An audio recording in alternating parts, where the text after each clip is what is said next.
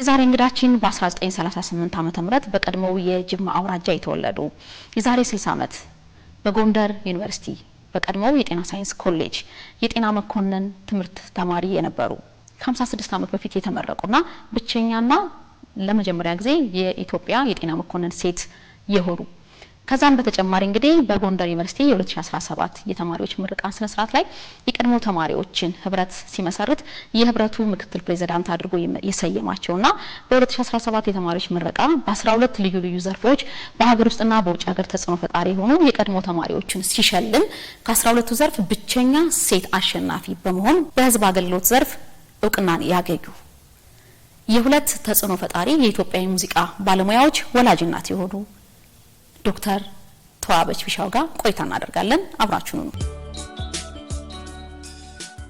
ዶክተር እንኳን ደህና መጡ። አመሰግናለሁ። ቀሪውን የዶክተር ተዋበች ማናት ሚሊዮን ደግሞ ከርሶ እንስማ። ልጅነቴ በጣም ሩቅ ነው፣ እግዚአብሔር ይመስገን። ተወልጄ ያደግኩት ጅማ ነው። ትልቅ ቤተሰብ ነው፣ በርካታ ልጆች አለን። ከእናት አባቴ የተወለዱ ልጆች አሉ።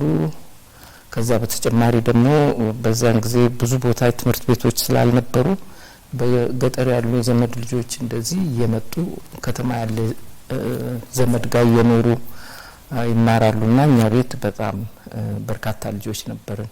ስለዚህ በትልቅ ቤተሰብ ውስጥ ነው ያደግኩት። በቁጥር በጣም ፍቅር የተሞላበት የከተማ ገጠር አይነት ኑሮ የሚኖርበት አይነት ነው። አባቴ መንግስት ሰራተኛ ናቸው። እናቴ ቤት ውስጥ እኛን በማሳደግ ትልቅ ኃላፊነት እየተወጡ ነው። የገጠር ኑሮ ነው አይነት ብያልኩበት ለምሳሌ እህል ምናምን እንደዚህ የሚታረስበት በቅርብ አካባቢ ቦታ ነበር። ግን ጅማ ደግሞ የክፍለ ሀገር ዋና ከተማ ስለሆነ ከተማም ነው። የትምህርት ጅማሮ ምን ይመስላል ሚሊዮን እስኪ እናውራ። ጅማ አንደኛ ደረጃና ሁለተኛ ደረጃ ትምህርቴን ካጠናቀቅኩ በኋላ ወደ ዩኒቨርሲቲ ለመግባት 1955 መጨረሻ ማትሪክ ያለፍኩት በ56 ማለት ነው። ወደ አዲስ አበባ መጥቼ አዲስ አበባ ዩኒቨርሲቲ ገብቼ ነበር። አባታችን በቄስ ትምህርት ቤት ተምረዋል። ስለዚህ የቄስ ትምህርት ቤት ተማሪ በመሆናቸው ማንበብና መጻፍ በመቻላቸው በአንድ ወቅት እንደዚህ ማንበብና መጻፍ ለሚችሉ ሰዎች የስራ እድል ይሰጥ ነበርና በዛ ነው የቴሌኮሙኒኬሽን ሰራተኛ ሊሆን የቻሉት። ስለዚህ የትምህርትን ጣዕም የትምህርትን ጥቅም ያውቃሉ። ስለዚህ እኛን ሁሉ ጊዜ የሚነግሩን የነበረው ቤት ውስጥ መማር አለባችሁ ነው የሚባለው። ብዙዎች ጓደኞቻችን በተለይ ሴቶቹ ትምህርት ቤት አብረን ከጀመርን በኋላ ወይ ወደ ተለያዩ ኮርሶች ገብተዋል፣ አለበለዚያ ደግሞ በትዳር ባላግብተው ልጆች ወልደው ይኖራሉ። አባታችን ግን ሁሉ ጊዜ የሚያተኩሩት የነበረው እኛ እንድንማር ነው። በተለይ የመጀመሪያ ልጆቻቸው እኔን ታላቅ እህቴ የመጀመሪያ ልጅ ሆና እኔ ሁለተኛ ልጅ ነኝ። ከዛ በኋላ ወንዶችም ሴትም አለች። ግን ሴቶች ብንሆንም መማሩ ትልቅ ፋይዳ አለውና እናንተ ራሳችሁን ለማሻሻል የምትችሉት ብትማሩ ነው። ስለዚህ ኮሌጅ እስክትማሩ ድረስ እኔ አግዛለሁ እና በቃ መማር አለባችሁ ነው እና እኛም ያንን ወስደን ይጠቅማል። አባታችን የመከሩን ነገር ነው። በከተማ ውስጥ ያለ የትምህርት ተቋም አለ። እዛ ውስጥ ገብቶ ከሌሎቹ ጋር አብሮ መማር እንደ አንድ ዋና ትልቅ ቁም ነገርና ጊዜያችንን የሚወስድበት ሁኔታ ነበር። በትምህርት ላይ ያለው አመለካከት ወላጅ ሴት ልጅን በማስተማር ላይ ያለው አመለካከት ደግሞ እኔ ለነበርኩበት ጊዜ ትምህርት ቤት ውስጥ ገፍቼ እንድሄድበት እኔም እህቴም ያበረታቱን የነበሩት አባታችን ናቸው። እንግዲህ ዶክተር 12ኛ ክፍል ትምህርቱን ካጠናቀቁ በኋላ አዲስ አበባ ዩኒቨርሲቲ የመግባት እድል ገጥሞት ነበር። ከገቡ በኋላ ግን ትምህርቶትን አቋርጠው ሌላ ሙያ ላይ የመምህርነት ሙያን አገልግለው ነው ተመልሰው ወደ ጤና ትምህርት የተመለሱትና እሱን ሁኔታ እስኪ አስታውሱኝ። ምን ነበር የገጠመው ችግር? እንዴት ተመልሰው ደግሞ ወደዚህ ከፍታ እንዲመጡ ቻሉ? እንግዲህ ምንድነው አሁን 12ኛ ክፍል እንደጨረስኩ አዲስ አበባን አላውቀውም። ከአባቴ ጋር ነው የመጣሁት። አባቴ ናቸው ይዘውኝ የመጡት። አዲስ አበባ 6 ኪሎ ነበረ ሬጂስተር የሚደረገው። እዛ ሬጂስተር አድርጌ ገባሁ። አባቴ ተመልሰው ሄዱ ወደ ጅማ። ከዛ ቤት ውስጥ እናታችን ከወሊድ ጋር በተያያዘ በጣም ታመሙ። ሆስፒታል ማስገባት፣ ማስታመም፣ እንደዛ ያሉ ነገሮች ፋይናንሻሊ ቤተሰቡን ጫና ሆነ። ስለዚህ አባቴ ጋራ በስልክ ቤት ሰራተኛ ስለነበሩ አባቴ በየሳምንቱ እንነጋገራለን። ቅዳሜ ወይ እሁድ በተወሰነ ሰዓት ሄጄ ስልክ ቤት ጅማ እንዲያገናኙኝ ያደርግና እንዴት ነው ትምህርት የበረታሽ ነው ወይ እንደዚህ እንባባላለን። ያን ቀን ሳነጋግራቸው ግን ሁሉ ነገር ከብዷቸው ይመስለኛል አጫወቱኝ። እኔ አሁን ከባድ የገንዘብ ጫና አለብኝ እና ምትረጅኝ ከሆነ ብታግዢኝ ደስ ይለኛል፣ ስራ የሚገኝ ከሆነ ብለው አሉኝ። እና ለአባቴ እንደዛ ሲገፉን የነበሩ ሰዎች ሰው እንድንማር አቋርጠሽ ነይ ለማለት የደረሱበት ቀላል ችግር ቢሆን አይደለም ከባድ ችግር ቢሆን ነው በሚል እና አሁን ካልደረስኩላቸው ማን ይደርስላቸዋል በሚል እሺ መጣለው ብዬ ዩኒቨርሲቲ ዊዝድሮዋል አስገባውና አስተማሪዎቼ እንዴት አቋርጠሽ ትሄጃለሽ በሚል ሬዚስታንስ ነበር። ያን ጊዜ ሴቶች ብዙ ስላልነበሩ ዩኒቨርሲቲ ውስጥ ሁሉም ሴቶች እንዲማሩ ያተጉ ነበርና ያንን የኔን ዊዝድሮዋል ለመቀበል ዲኑም ሌሎቹ መምህራን ፈቃደኞች አልነበሩም። እኔ ግን ማደርገውን አውቃለሁ። የመጣሁት በራሴ ፍላጎት እና ፍቃድ በቤተሰብ ድጋፍ ልማር ነው። አሁን ቤተሰብ ውስጥ ችግር አለ ካልኩ ችግር አለ። ያንን ችግር ደግሞ መወጣት የኔ ኃላፊነት ነውና ማደርገውን አውቃለሁ። ተመልሼ እመጣለሁ። ዩኒቨርሲቲ እንደምገባ አውቃለሁ። ከ2 አመት በኋላ ተመልሼ እገባለሁ ብዬ ለራሴም ነግሬ ለሌሎችም እየነገርኩ ነበረ።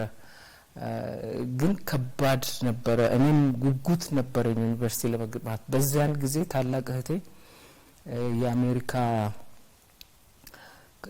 እና የኢትዮጵያ መንግስት ጋር ባለ ግንኙነት ታላቅ እህቴ እዛ ፕሮግራም ውስጥ ገብታ እሷ አሜሪካን ሀገር ናት። ስለዚህ ከኔ በላይ ሆኖ አባቴን ሊያግዝ የሚችል የለም። ወንድሜ ያለ ወንድሜ ደግሞ መምህራን ማሰልጠኛ ተቋም ውስጥ ገብቶ በሚቀጥሉት 2 አመታት እንደሚመረቅ አውቃለሁ። ስለዚህ ማስበው የነበረው እኔ ነኝ የደረስኩ ልጅ ቤተሰብ ለማገዝ የምችል ቤተሰብ ማገዝ የምችል ከሆነ ለምን ያን አላረግም በሚል ወስኜ ነው ዊዝድሮ አድርጌ የወጣሁት። ዊዝድሮ ካደረኩ በኋላ ስራ መፈለግ ጀመርኩ። ትምህርት ሚኒስቴር ብዙ ጊዜ ማስታወቂያ ያወጣል። መምህር በጣም ይፈልጋል ድሮም ቢሆን እና መምህራን ሪክሩት ለማድረግ ትምህርት ሚኒስቴር ማስታወቂያ አውጥቶ ነበር። እንግዲህ ትምህርት ከዛ ከዩኒቨርሲቲ ቃይን አውጥቼ አንድ ያጎቴ ልጅ አለ እሱ ጋር ቃይን አስቀምጬ ከዛ እየተመላለስኩ ነው ትምህርት ሚኒስቴር መከታተል የነበረው እና በዛን መካከል ትምህርት ሚኒስቴር ያወጣውን ማስታወቂያ አይቻ አመለከትኩ እና አመልክቼ መምህር መሆን ፈልጋለሁ። ምክንያቱም 12ኛ ክፍል የጨረሰ ነው የሚባለው። 12ኛ ክፍል ጨርሻለሁ። ስለዚህ መምህር መሆን አሟልቻለሁ በሚል ማመልከቻዬን አቀረብኩኝና በኢንተርቪው ቀን ሄድኩ ትምህርት ሚኒስቴር ጥሩ ቀሚሴን ለብሼ እና በቃ እርግጠኛ ነበርኩ ይቀጥሩኛል በሚል እንትኑን ስለማሟላ ሪኳየርመንቱን ስለማሟላ። ግን የመጀመሪያው ቀን የኢንተርቪው ፓነል ነበረ ከትምህርት ሚኒስቴር የተውጣጡ ሰዎች። የመሀል የፓነሉ ሰብሳቢ በቃ ገና ሲያዩኝ ተቆጡ። እንዴት እቺ አንድ ፍሬ ልጅ አስተማሪ ልሁን ብላ ስትመጣ ተቀብለን ኢንተርቪው እናደርጋታለን እና ይሄ መሆን አይችልም። አሁን አስተማሪ ትልቅ ኃላፊነት ነው እንደዚህ ነው አሉና ኢንተርቪው መደረግ የለባትም አሉ። እኔም አውቀዋለሁ ውስጤን፣ ምክንያቱም የሚፈለገውን እድሜ አላሟላሁም። ያን ጊዜ 18 ዓመት አልሞላኝም ነበር። ከዛ እያዘንኩ ወጣሁ። አሁን እንግዲህ ሌላ ቦታ ስራ መፈለግ አለብኝ ማለት ነው በሚል በቃ ትንሽ አለቃቀስኩና ከኢንተርቪው አድራጊዎች መካከል አንዷ ሴት ነበረች፣ ሴት የትምህርት ሚኒስቴር ሰራተኛ። እሷ ቢሮዋ ስትገባ ተከታትዬ ሄድኩኝና ነገርኳት። ለእኔ መማር ከአባቴ የበለጠ የሚያስብ ማንም ሰው የለም። የሚያስፈልገውን እንትን ክራይቴሪያ አሟልቻለሁና ለምን አትወስዱኝም? እንግዲህ እሳቸው እንደዚህ አሉ እና አንቺም እድሜሽ ልክ ነው ከፍ ማለት አለበት፣ መምህርነት እኮ ትልቅ ኃላፊነት ነው እንደዚህ አለ እና በኋላ እኔ በጣም ስለተቸገርን ነው ቤት ውስጥ ብዬ ነገርኳት። እሷ እንደውም አዲስ አበባ ትምህርት ቤቶች ከጓደኞቼ ጋር ላጠያይቅልሽና እዛ መቀጠር ከቻልሽ ፕራይቬት እንደዚህ ኖ አዲስ አበባ ብቀጠር ገንዘቤ ለቤት ኪራይ ለምን ላውል ነው እና ምን ያህል ይተርፋል? የተቸገሩት ቤተሰቦቼ ናቸውና ስለዚህ እሱንም ኦፈር የሰጠችኝን አልተቀበልኩም። ሁለተኛ ጊዜ ማስታወቂያ ማውጣታችን አይቀርም እና እዛ ማስታወቂያ ላይ ማመልከቻሽን ይዘሽ ነው ያለች። እሺ አልኩኝ። ዋናው ክራይቴሪያ 12ኛ ክፍል መጨረስ ነበርና ከዛ እንግዲህ የት እንደምመደብ ደግሞ አላውቅም እና ያንን ጨርሼ ኢንተርቪውን ጨርሼ ትምህርት ሚኒስቴር የመንግስት ሰራተኛ እንደዚህ ሲቀጠር የጤና ምርመራ ይደረጋል። የጤና ምርመራ እንዳደርግ ተጠየቅኩኝ። ያን የጤና ምርመራ ምኒልክ ተደረገ። ከዛ ሁሉም ፎርማሊቲውን እያሟላው መጨረሻ ላይ የት እንደምቀጠርም ማወቅ ነበረብኝና ክፍት የተገኘው ቦታ ጅማ ተገኘ ተባለ። በጣም ደስ አለኝ። ጅማ ለአስተማሪነት ለመሄድ በቃ ሙሉ ፈቃደኛ ሆኜ ተዘጋጀው። ገንዘብ እጄ ላይ የለም እና ያንን ገንዘብ እንዴት አድርጌ ነው ማገኘው ምናምን እያልኩ ሳስብ ትምህርት ሚኒስቴር ያበድራል የአንድ ወር ደሞዝ በቅድሚያ እና የአንድ ወር ደሞዝ በቅድሚያ እናበድርሻለን አሉ። ግን ዋስ ያስፈልጋል። አሁን ዋስ ነው እዛ ማንን አገኛለሁ? በኋላ እዛ ሴትዮ ጋር ሄድኩኝ እና እንደዚህ ዋስ ያስፈልግሻል ተባልኩ አልኳት። በኋላ በቃ እኔ ዋስሻለሁ እኔ ሄጄ ነግራቸዋለሁ ለሂሳብ ክፍል ሰዎች ምናምን አለች እና ሄዳ እዋሳታለሁ የአንድ ወር ደሞዟን በቅድሚያ ትውሰድ ተባለ። የአንድ ወር ደሞዝ 180 ብር ነበረ። ከዛ ታክስ ምናምን ተቆራርጦ 160 ብር ገደማ ያንን ይዤ ጅማ በአውቶቡስ የተሳፍሬ ሄድኩኝ። ከዛ ከመሄዴ በፊት ግን ትሬኒንግ ይሰጥ ነበርና አዲስ አበባ ውስጥ ትሬኒንግ ተሰጥቶኛል። በጣም የሚገርም ታሪክ እያወሩን ነው ዶክተር።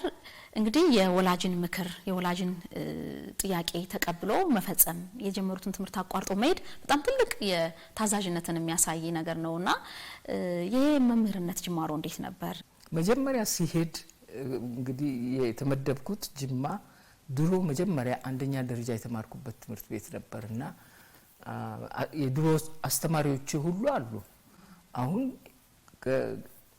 የመጀመሪያ ቀን ነው ሄድኩኝ እና አስተማሪዎች በሞላ እዛ ተሰልፈው ማለት አሉ እኔን ያስተማሩ። አሁን ከነሱ ጋር እንዴት እኩል ቆማለሁ የሚል እንትን ነበረኝ፣ ውስጥ የጭንቀት ነበረኝ ትንሽ። ግን ገባሁኝ። ሁሉም አበረታቱኝ፣ አይዞሽ። አቋርጬ መምጣቴን አዝነዋል። ምክንያቱም ብዙ ሰው እምነቱ የነበረው በዚያን ጊዜ ተምራ ከፍተኛ ደረጃ ደርሳ እናታለን ነበርና ደግሞ አቋርጠው የመጡ ሰዎች ብዙ ጊዜ አግብተው ምናምን ብለው ተደላድለው ይቀራሉ እንጂ ለሚቀጥለው ደረጃ ያንን ህልም ለማሳካት ብዙ ጊዜ አይመቻችም። ስለዚህ ያ ቅሬታ ውስጣቸው ቢኖርም በነበርኩበት ስራ ላይ እንዳግዝ ሰክሰስፉሊ እንድወጣ ረድተውኛል እነዛ አስተማሪዎች። 2 አመት ሳስተምር በጣም ደስ ብሎኝ ነው እነዛን ልጆች ሳስተምር ስኮተኩት እያደጉ እያወቁ ሲሄዱ ሳይ በጣም ፉልፊሊንግ ስራ ነው። ማስተማር ትልቅ የወደድኩት ስራ ነበር። በመምህርነት ላይ ሆነው ለቤተሰብ ሲሉ የከፈሉትን ዋጋ አሳኩ ወይ? የቤተሰብን በኢኮኖሚ በኑሮ ደጎሙ ወይ? እስኪ እሱን ደግሞ እንጫወት ዶክተር። አዎ እሱ ዋናው ነው። ደሞዙ በሚመጣ ገንዘቡ እንደመጣ ለቤት ነው። እኔ ምንም ኒድ የለኝም። ልብስ አለኝ ምናምን ዩኒቨርሲቲ ትገባለች ተብሎ የተገዛው አስፈላጊ ነገር ሁሉ አለ። ተጨማሪ አያስፈልግም። ግን የብድር የወሰዱትን በግብር ምናምን መከፈል ያለበትን እዳ ምናምን ክሊር አረግን። ከዛ በኋላ ደግሞ በሚቀጥለው አመት ቀስ በቀስ እያለን ቤት ውስጥ የሚያስፈልጉ ነገሮችን እንደ ሬዲዮ ምናምን እንደዚህ የመሳሰሉትን ነገሮች ያንን ኢንትሮዲዩስ ለማድረግ ቻልኩኝ። ግን ዋናው ነገር ቤት ውስጥ ፋይናንሻሊ ሰልፍ ሰፊሸንት ለመሆን አስችሏል። የኔ እዛ መሄድ እና እየተመካከርን ነበር። ይሄ ቢሆን ያ ቢሆን የሚመጣው ደሞዝ እንዲህ ያርግ እንደዛ ያርግ ነው። ሌላው ደግሞ ዋና እንደ ቆንድሜ እንዳልኩሽ ሀረር መምህራን ማሰልጠኛ ኢንስቲትዩት የሚባል ነበር በወቅቱ። እዛ ተመርቆ ወጣ። ስለዚህ ያ እኔ እና እሱ እንደሚባለው ተተካካል። በእርስዎ የትምህርት ቆይታ ዘመን 12ኛ ክፍል ካጠናቀቁ ጅማ አካባቢ ከሚገኙ ሴቶች ውስጥ 2 ሴቶች ብቻ ነበሩ ይባላል። ከዛም ውስጥ ደግሞ የእርስዎ አንዷ እርስዎ ደግሞ አንዷ ነዎትና ሁለታችሁ ብቻ ናችሁ የ12ኛ ክፍል ያጠናቀቃችሁ በወቅቱ ሴት የነበራችሁና እንግዲህ የመንግስት ሰራተኛ አባት የቤት እመቤት እናት ቤት ውስጥ ነው ያደጋችሁት። እስኪ በቤት ውስጥ ደግሞ የእናቶት ወደዚህ ትልቅ ደረጃ እንዲደርሱ የነበራቸው ሚናም አብረው ያንሱልኝ። ቤተሰብ ነው ለሁሉ ነገር መሰረቱ የወላጅ ድጋፍ ነው። በተለይ ደግሞ የአባቶች ድጋፍ በጣም አጋዥ ነው። ምክንያቱም እንደምናውቀው በቤተሰብ ውስጥ ብዙ ወሳኝ እንደዚህ አይነት ትልልቅ ነገሮችን ወሳኝ አባት ነው። ስለዚህ አባት ልጆቹን በማስተማር ሴትና ወንድ ልጆቹን እኩል በማስተማር ወስኖ የተነሳ አባት ካለ እናትንም ለማሳመን ይችላሉ እና ልጅንም ያበረታታሉ። ምንም ነገር ከውጭ የሚመጣውን ተጽዕኖ ውጭ ያስቀራሉ እና ለኛ ቤተሰብ ለመማር እናታችን ትልቅ ሚና ተጫውተዋል። ባለፈው የህይወት ልምዶትን ሲያቀርቡ በጤና መኮንንነት የትምህርት ዘርፍ ለመግባት በጣም ተከራክሬ መብቴን አስከብሬ ነው የገባሁት፣ ብዙ ፈተናዎች ነበሩ ብለዋል። ምን ነበር ያን ነገር እስኪ ያውሩ።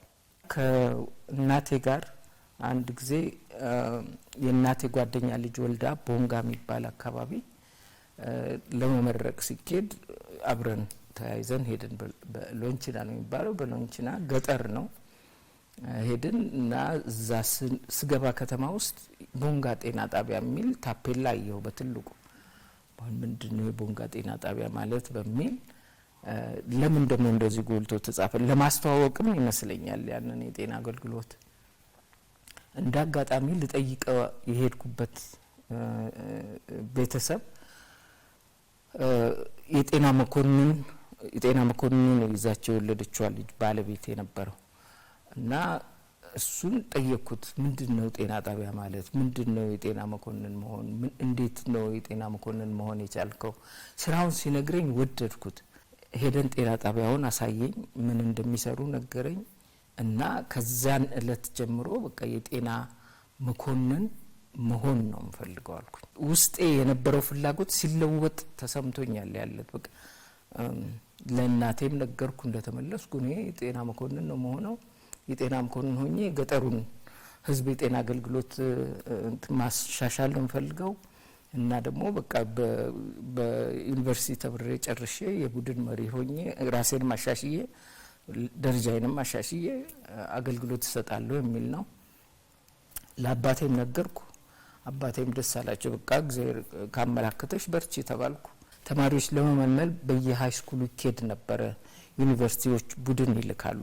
ብዙ አይደሉም፣ ትንሽ ናቸው እና የጎንደር ዩኒቨርሲቲ ቡድን መጥቶ ነበር ጅማ ለመመልመልና እኔ መምጣታቸውን ሰማን። የት እንደሆነ በስንት ሰዓት እንደሆነ ከዛ ሄድኩኝ ራሴን አዘጋጅቼ ለኢንተርቪው። ምክንያቱም አይቻለሁ፣ አጥንቻለሁ ደግሞ የጤና መኮንን ስራ ምንድነው የሚለውን እንዴት እዛ ያንን ለመድረስ ይቻላል የሚለውን ሁሉ አውቄያለሁ በኋላ ሄጄ ገብቼ የጤና መኮንን ለመሆን ነው ፈልገው ይስል ሰው የቡድን መሪው በጣም አዘዘና እኔ ጤና ሴቶች እኮ የጤና መኮንን መሆን አይችሉም አለኝ።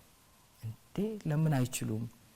ማመን አቃተኝ። ለምን አይችሉም ቢስል አይ ፖሊሲው ነው የኮሌጃችን ፖሊሲ ነው፣ ሴቶችን ለጤና መኮንነት አንቀበልም፣ ኃላፊነቱ ከባድ ስለሆነ የትምህርት ቤቱን ፖሊሲ ነው፣ የመንግስትም የጤና ጥበቃም ፖሊሲ ነው፣ ሴት የጤና መኮንን መሆን አትችልም ማለት። ካሰለጠናችሁኝ ለምን አልችልም አልኩኝ። ፖሊሲያችን ነው አለኝ። በቃ ፖሊሲ ከሆነ እንግዲህ ፖሊሲ ማይነካ አይነት ነገር አድርጎ ሊነግረኝ የሞከረው። እንግዲያው ብዬ የዲኑን ስምና አድራሻ ንገረኝ አልኩት። የፖስታ ሳጥን ቁጥሩ ኮሌጁን ነገረኝ። ለዲኑ ኤሮግራም የምትባል ነገር ነበረች ድሮ። አዎ የደብዳቤ መላኪያ በሷ ደብዳቤ ጻፍኩኝ። ለጎንደር ለዶክተር ዲን ካርልሰን ይባላል፣ ዴኒስ ካርልሰን ይባላል። ለሱ ጻፍኩለት እና የሱም ኢሚዲየት ሪአክሽን ሴት አንቀበልም፣ ይሄ የዩኒቨርሲቲ ፖሊሲ ነው፣ የጤና ጥበቃም ፖሊሲ ነው አለ። ካሰለጠናችሁ እችላለሁ፣ ስራውን አይቼዋለሁ፣ ይሄን ጤና ጣቢያ ጎብኝቻለሁ፣ ሰውየውን አነጋግሬያለሁ፣ መሆን የምፈልገው የጤና መኮንን ነው። ከዛ እንደውም አንተ ልትወስን አትችልም፣ ለአዲስ አበባ ዩኒቨርሲቲ ሴኔት አቅርብልኝ ማመልከቻዬን አልኩት። ያን ጊዜ የጎንደር ጤና ጥበቃ ኮሌጅ በዩኒቨርሲቲ ውስጥ በአዲስ አበባ ዩኒቨርሲቲ ስር ነው። እሺ ያለ ማመልከቻዬን አቀረበ። እሱ አምኖበታል። በኔ የኔ ደጋፊ ነው፣ ግን የፖሊሲው ተገዢ ነው። በኋላ ተከራከሩበት እነሱ። ሴኔቱ ተከራከረ። እንዴት እንደዚህ ተሆነ? አመራር ላይ የአውራጃ የልማት ኮሚቴ አባል ሆኖ ከአውራጃ ሹሞች ጋር አብሮ መነጋገር ያስፈልጋል። ቡድን መምራት ያስፈልጋል። ወረርሽኝ እንደዚህ ቢነሳ ቡድን መርቶ መሄድ ያስፈልጋል። ማህበረሰቡን አነጋግሮ ማሳመን ያስፈልጋል። ይሄ ነው እንግዲህ ትልቅ ስራ ተብሎ ሴቷ አትችልም የተባለው። ግን ሲመለከቱት እነሱም መጨረሻ ላይ አመኑ። እንግዲህ እንደ ሙከራ እንውሰድና እሷ ሰክሲድ ካረገች ሌላ ሴቶችን እንቀበላለን የሚል ውሳኔ ተወሰነና እዛ ደብዳቤ ላይ ዲኑ ሲጽፍ ከሴኔቱ ውሳኔ በኋላ እንኳን ደስ አለሽ፣ ተቀብለውሻል፣ የመጀመሪያ ሴት የጤና መኮንን ነሽ፣ ትምህርት ቤቱ ተቀብሎ ያሰለጥንሻል፣ እንደዚህ ግን ውሳኔው ላይ ይሄም አብሮት አለ። ጉዳዩ ምንድነው?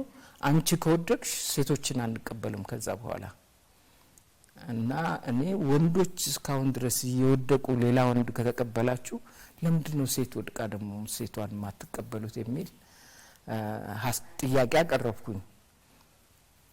እና ስለ እኔ የኢትዮጵያን ሴት አልወክልም። እኔ ከወደቅኩ እኔ አቅቶኝ ወደቅኩ፣ ሌላ ሴት ግን አቅቷት ትወድቃለች ማለት አይደለም። ወንዶች ወድቀው ወንዶችን ካላቆማችሁ ስልጠናውን ለሴት ለምን ይቆማል ትላላችሁ ብዬ ለዲኑ ጻፍኩለት። በኋላ እንደ መሳቅ አይነት ነገር ኤክስክላሜሽን ምናምን አድርጎ ኦኬ ስትመጪ እንግዲህ እንትን ቢሮ መጀመሪያም የምንነጋገረው ይሄንን ነው፣ ለነገሩ ግን አርጊመንትሽን እቀበላለሁ አለ እና በዛ እሺ ብዬ ጎንደር ያ እንደዛ አይመስልም። በዛን ጊዜ አሁን ፖሊሲ ተለወጠ። በዛ ግፊት የጎንደር ጤና ጥበቃ ፖሊሲ ተለወጠ። በዚያ ሙግት የጤና ጥበቃ ያሰራር ፖሊሲ ተለወጠ። የጤና ጣቢያ የአውራጃ ጤና ጣቢያ መሪ ሴት መሆን ትችላለች ተብሎ ተወሰነ። በዚህ የተነሳ ነው አሁን ጎንደር የጎንደር ዩኒቨርሲቲ እንደሌላው ዩኒቨርሲቲ ሳይሆን እንደዚህ አይነት ረጅም ታሪክ አለው እና በዛን ጊዜ የጤና ባለሙያውን ስብጥር ፕሮፋይል ለወጠ ማለት ነው። በጣም ይገርማል ዶክተር። እንግዲህ ዛሬ ላይ በርካታ የጤና ሙያ ላይ በኃላፊነት ላይ ያሉ ሴቶች እንድናገኝና በተለይ ደግሞ በርከት ያሉ የጤና መኮንን ሴቶች ተመርቀው ስራ እንዲሰሩ የእርስዎ ትግል በጣም ትልቅ ፋና ወጊ ነው ማለት ነው። ሊመሰገኑ ይገባል። እንግዲህ ሌላው ወደ ጤና ዘርፍ እንዲያቀኑ ያደረገውት አንድ ቤተሰባዊ ምክንያት ነበርም የሚል መረጃ አግኝቻለሁና እሱ ምን ነበር ዶክተር? ከርሶ አንደበት እንስማ። ያ ተጨማሪ ነው። መጀመሪያ ምንድነው የሆነው? ያኔ ልጅ ነበርኩኝ። አንደኛ ደረጃ ትምህርት ቤት እያሉ አባቴ በጣም አስማሟቸው ሆስፒታል ተኝተው አድራለሁ አብሬ ለማስታመም እና ሄደን እዛ እያሉ በጣም አፈናቸው እና ማረገው ነገር ጠፋኝ። በቃ የሚሞቱ መሰለኝ፣ መተንፈስ ሁሉ አቃታቸው። ሮጬ ሄጄ ነርስ ስቴሽን ነርሷን አባቴ ሊሞቱ ነው ቶሎ ድረሽልኝ ብያት ቆሜ እንኳን አልጠበቅኳትም። እኔ እሷ ቀስ ብላ ስትመጣ አባቴ ያ የነበራቸው አክቲቭ አታክ ቀንሷል እና ያን ጊዜ እኔ በምናምን እያራገብኩ ትንፋሻቸው እንዲመለስ ምናምን እንዲያደርግ ነበር። ስታያቸው የአስሞ አታክ እየቀነሰ ሄደ። ያኔ የተሰማኝ ምንድነው በቃ ሳድግ ተምሬ ሐኪም ሆኜ ይህንን ስርዓት አስተካክዬ ማንም ሰራተኛ ቶሎ ለበሽተኛ እንዲደርስ ምናምን በቃ ያ ውስጤ ነበር። አሁን ያ ውስጤ ያለ ነው። ከዛ በኋላ ነው ዩኒቨርሲቲ ገብቼ ተመልሼ በዚህ እንትን የመጣሁትና አንዳንድ ነገሮች ስታይ ማንም አሁን ልጆች ናቸው ብለን የምንላቸው ነገሮች ሁሉ ውስጣቸው የሚኖር ንግግር አለ። በምናረገው በሚሰሙት በሚያዩት ደስ የሚል ከሆነ በዛ መስመር ገፍተው ለመሄድ ይፈልጋሉ። እንደዚህ ቁጭት የሚያሳድር ከሆነም ያንን ቁጭት ለመወጣት እንትን ያደርጋሉ። ብዙ ሰዎች በጤና ሴክተር በተለይ ብዙ ሰው ወደ ጤናው ሴክተር እየገባ ያለው በቃ ከቤተሰቡ ሰው ይታመምና ቶሎ መድረስ ያቅትና እኔ ይሄን አድርጌ ይሄን ተመራምሬ እንደዚህ ሙያ ይዤ እንደዚህ አድርጌ የሚል ፍላጎትና ስሜት አለ። ከሱ ላይ እንግዲህ ፍላጎት ሲጨመር ደግሞ በጣም እንትኑን ግፊቱን ያበዛዋል። አሁን ይሄን በምንወያይበት ጊዜ የሚያዳምጡ የሚሰሙ እንደዚህ የሚሉ ወላጆችም ወጣቶችም እንደዚህ ካሉ ለካ ይሄንን አልፎ መሄድ ይቻላል፣ ለካ ይሄንን እንደዚህ ማድረግ ይቻላል የሚል ግንዛቤ ማሳደሩ እንትን አለው እንጂ የሚያጋጥምሽ እንደዚህ የሚገጭሽ ነገር በቃ አንድ ቦታ ላይ አቆማለሁ እንድትይ የሚያደርጉ ነገሮች አሉ። ሴት ስትሆኝ ደግሞ ይብሳል እና ያ ሁሉ ነገር አለ። እሺ አመሰግናለሁ ዶክተር። እንግዲህ የጎንደር ዩኒቨርሲቲ የማይናወጥ የዓላማ ጽናት ያላት ሲል ገልጸውታል። የቅርብ ወዳጅና ጓደኞቹት ደግሞ ዶክተር ላመኑበት ቆመው የሚከራከሩ ጠንካራ ብርቱ አልሸነፍም ባይና እኩል በሰው ልጆች የሚያምኑ መንፈሰ ጠንካራ ሴት ናቸው ይላሉ።